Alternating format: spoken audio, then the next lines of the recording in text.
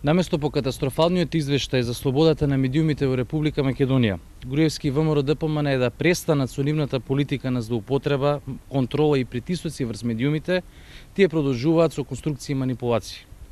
За разлика од кабинетот на Груевски, кој во 2008 година потроши најмалку 20 милиони евра за себе рекламирање и купување на медиумската наклонетост, кабинетот на тогашниот претседател на Република Македонија ангажираше реномирани експерти од Словенија за помалку од 50.000 евра.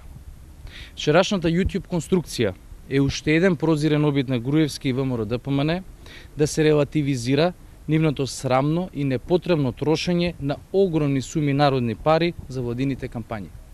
Затоа, и покрај приземните обиди за манипулација, ВМРО-ДПМН ќе мора да се соочи со фактот дека не сме исти.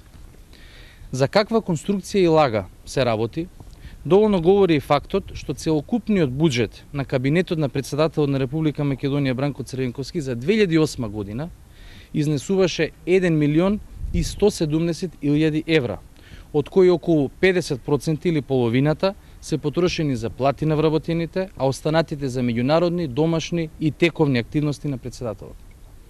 Жалиме што дел од медиумите влегува во оваа местенка на ВМРО-ДПМН преку кабинетот на марионетата на Груевски Ѓорги Иванов.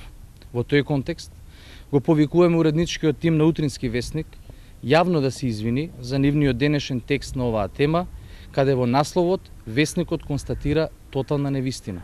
Во спротивно, ќе бидеме принудени да поднесеме тужба за клевета и навреда.